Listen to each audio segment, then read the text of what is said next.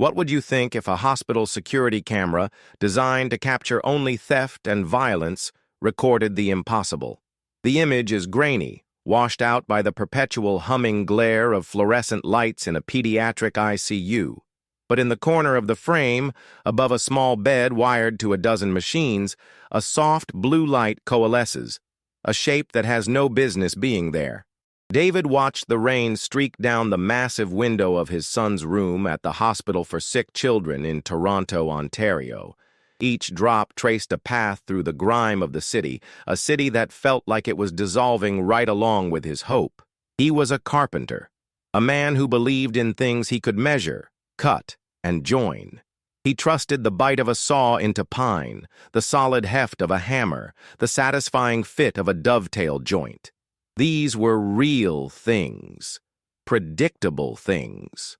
Faith was a splinter he'd pulled out long ago. His worn Carhartt jacket, smelling of sawdust and stale coffee, felt like a costume in this sterile environment. The room was a cage of beeping monitors and the hiss of an oxygen machine, and his son, Leo, was a tiny, fragile bird trapped inside. The air was a constant, low hum, a machine-made sound that had replaced the sound of his son's laughter. The reflection in the glass showed a man worn down to the studs, his face all hollows and angles, his eyes vacant.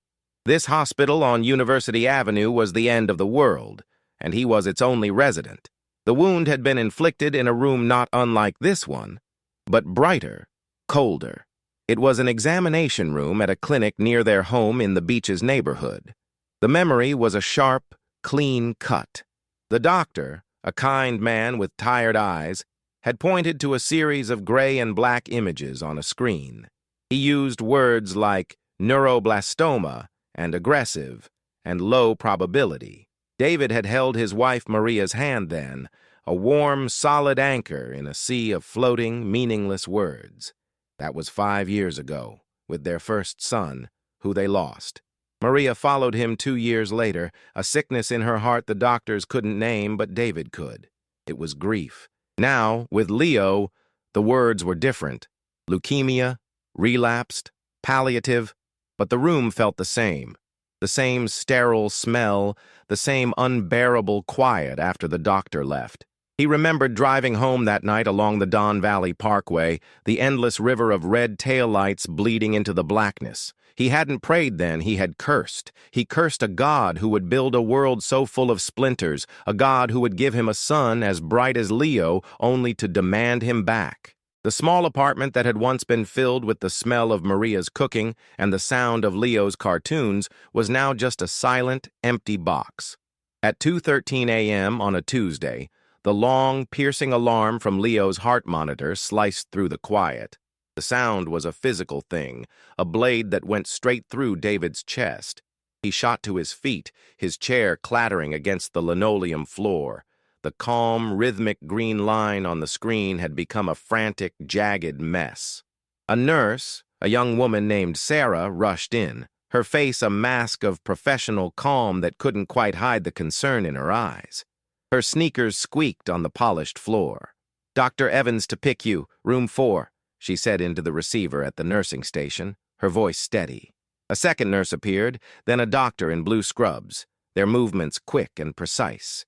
They moved around Leo's bed in a practiced, urgent dance, a flurry of hands and hushed commands. David was pushed back against the wall, a spectator to the battle for his son's life. He could see Leo's small chest, still. The doctor's keys, clipped to his belt, swayed and clinked together, the tiny metallic sound impossibly loud in the sudden hush that followed the alarm's peak. A woman from the room across the hall peered out, her face pale, before her husband gently pulled the door shut. The flurry of activity subsided as quickly as it had begun. The doctor, Evans, turned to David. His shoulders slumped. The words were quiet, measured, and final. They had done everything they could. It was a matter of minutes now. The staff withdrew, leaving a silence that was heavier and more absolute than the noise that had come before it. Sarah, the nurse, paused at the door. She offered him a small paper cup of water, an inadequate human gesture in the face of such a vast, mechanical finality. David shook his head, unable to speak. His throat was a knot of concrete. He pulled his chair close to the bed, the legs scraping a protest against the floor. He watched the numbers on the monitors fall, a slow, merciless countdown. Other parents in the ward, he knew, would be awake in their rooms, listening to the silence from room 4, saying the prayers he no longer could. The only sound left was the quiet, rhythmic puff of the ventilator, a machine breathing for a boy who was already gone. David sat in the deepening quiet, a man stranded on the shore of his own life. The tightness in his chest had become a solid weight, a stone pressing the air from his lungs. His hands, the hands that could build a house, rested on the bed railing, trembling and useless. He felt a profound cold seep into his bones, a chill that had nothing to do with the room's temperature. He looked out the window again, down at the empty, rain-slicked ribbon of University Avenue. The streetlights cast a jaundiced, lonely glow on the pavement. 3:33 a.m. The numbers on the bedside clock glowed red. His grandmother, a devout woman from the old country, had called it the hour of mercy. The words felt like a cruel joke, a ghost of a faith he could no longer recognize. He was alone in this glass and steel tower, watching the last piece of his world fade away. He reached out and placed his hand on Leo's chest, feeling for a rise and fall that wasn't there, only the artificial push of the machine. The finality was absolute. He rested his head on the edge of the bed, the cool plastic of the railing pressing against his forehead. That was when the light began. It wasn't a flicker or a spark, but a slow bloom in the corner of the room, near the window. It started as a soft, indigo haze, the color of a twilight sky. David lifted his head, thinking it was a reflection from a passing car, but the light didn't move. It grew, deepening into a radiant, impossible blue that swallowed the harsh glare of the overhead fluorescent. The incessant beeping and humming of the machines faded, not into silence, but into a low, resonant hum, like a distant choir. The sterile, antiseptic smell of the ICU was gone, replaced by the distinct, unmistakable scent of roses, fresh and dewy, as if a garden had just bloomed in the room. The light coalesced, taking on the gentle form of a woman, her features indistinct, but her posture one of serene calm. She was cloaked in the blue light, a figure of pure presence. She did not speak. In a small, windowless office in the hospital's basement, a security guard named Raj was watching the monitors. He saw the feed for the fourth-floor corridor flare with an inexplicable white-blue light. He rewound the tape, watching the silent bloom on his screen. Strange interference, he muttered to himself, taking a bite of his samosa. Back in the room, the figure of light raised a hand, not to touch Leo, but to hover just above him, a gesture of benediction. Leo's eyelids fluttered open. His gaze wasn't fixed on David, but on the corner of the room. A single, fragile whisper escaped his lips. Mary. The blue light held for a moment longer, a silent, lingering warmth, and then it receded, folding back into itself until it was gone. The harsh hospital lighting seemed to snap back into place, and the sounds of the machines rushed back into the room. But they were different. The flatline alarm was silent. In its place, the heart monitor began to beep, a slow, steady, impossible rhythm. Beep, beep, beep. The numbers climbed, stabilizing in the green. David stared, his mind unable to process what his eyes had just seen. He felt the cold plastic of the bed rail under his cheek and pushed himself up. He looked at Leo. Color was returning to his son's face, a faint pink flush on his pale cheeks. His chest rose and fell, a shallow breath, but it was his own. David stumbled back and his legs gave out. He landed on his knees, not in prayer, but in pure, uncomprehending shock. He reached out and laid his hand on Leo's forehead. It was warm. The next morning, Dr. Evans stood with 2 other specialists, their faces illuminated by the glow of a computer monitor. They were watching the security footage from camera 4C, the one aimed at Leo's room. Raj, the guard, had brought it to them, stammering about a power surge.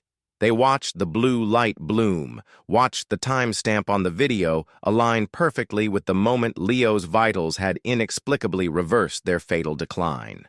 They had no words. The story rippled outward, not in headlines, but in whispers. The doctors in the conference room at Sick Kids watched the grainy footage a dozen times. They called it a spontaneous remission, a one-in-a-billion statistical anomaly. They wrote notes, ran new tests, and found no medical explanation for Leo's recovery. The cancer cells that had riddled his body were simply gone. Sarah, the nurse on duty that night, found herself a few days later inside St. Michael's Cathedral Basilica on Church Street. She lit a candle, the small flame flickering in the vast, vaulted silence of the church. She hadn't seen the light, but she had felt the shift in the room, the sudden peace that had followed the chaos. She didn't know what to call it, so she simply gave thanks. Miles away, in his apartment in Scarborough, Raj showed his wife the blurry photo he'd taken of the monitor with his phone. She saw the shape of a woman in the light. She told him it was a blessing, and that he had been chosen to be a witness.